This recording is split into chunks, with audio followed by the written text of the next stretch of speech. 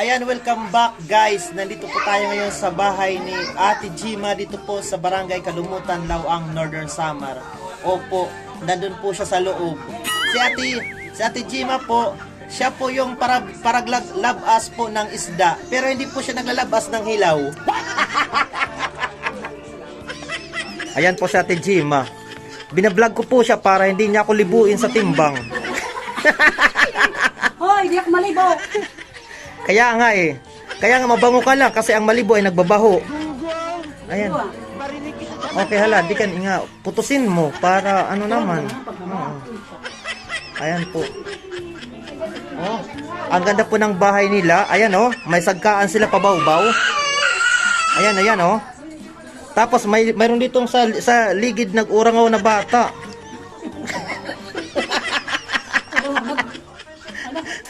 Hayaan mo lang, hindi ko yan sinasabay.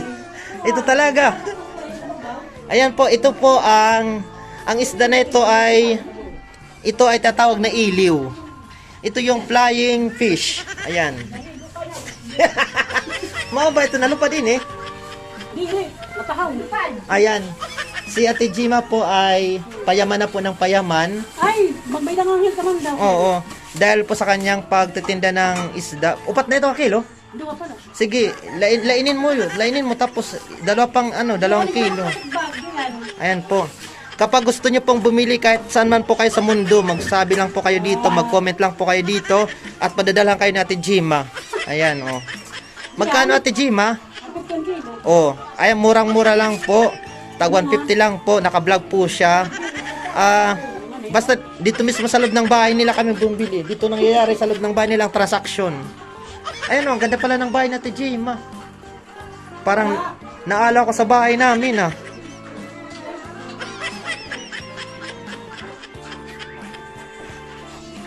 Ayan doon po sa mga taga-barangay Kalumutan ato sa Manila. Huwag na kayo maalo. Oh, andito si Ate Gima. Oh, nandito ako sa kanilang abo. Hoy Nonoy, dito ka umatubang ka dito. Huwag kang maalo. Ang mga tao pala dito sa bahay niyo, mga aaluhin. Hoy Ate Gima, ang laki-laki ng ref mo ah. Mas matangkad pa sa akin. Ang freezer mo, ang laki.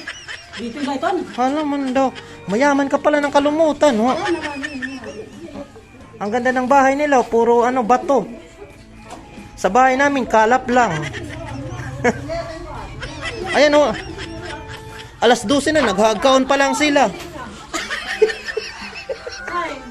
Ay. Ang mga Ate Gima, alas 12 na, naghagkaon pa lang kayo.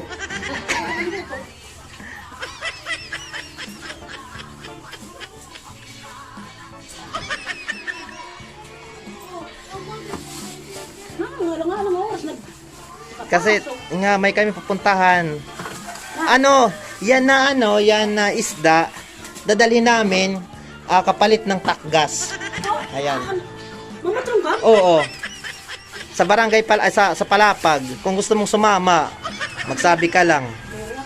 O kaya naman baka gusto mo yung isda, hindi ko babayaran. Palitan ko na lang ng takgas mamaya pag-uwi namin. Ulo ng lechon. Hoy, dublihin mang putos. Sige na.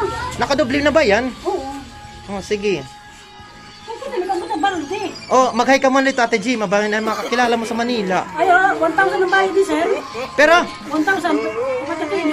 cancel na laliwat ito. Ayan. Oy, umpisa na po ng pagsikat ni Ate Gima. Siya po ang labasera ng Kalumutan.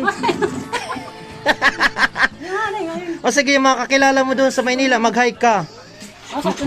Mangutang ka ng puhunan. Magkano bang kailangan mo? Ay, dito nga lasing kumigarda. O, doon po sa mga nakaluwag-luwag naman dyan sa buhay.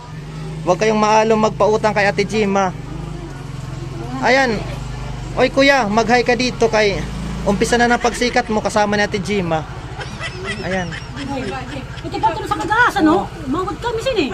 Si Ate Gima po ang Si Ate Gima po ang pinakamalangsa na tao dito sa Barangay Kalumutan. May mga kwarta, ang binta. Oo, kahit malang siya siya. Ayan, oh, suklan mo ko ng eksakto ha, kaya naka-vlog ka pa naman. Ay, dilat. Nagmalaapilatin sa vlog. Oh. Nagtatago sila. Wag na kayong maalo. Oy, mga taga Kalumutan, oh, yan ang pinakamalangsang babae sa barangay O Kalumutan. tawag niyo, wala puhunan. Hala, Wala. magkano ba kailangan mo? 5,000 lang. O, dyan ka na sa mga nagpakapayong na yan, ho. Yung gapon ka dyan, yung gapon ka. Kolektor ka sana na, no? Infinity. Ha? Infinity. Kolektor sa kuan sa Rosie. Ilan ito na Infinity man? Arawan ito. Hoy, kuya, pautanan mo naman ka, no? Ha? Kasi, magmara na kami. Kailangan na masasabaw.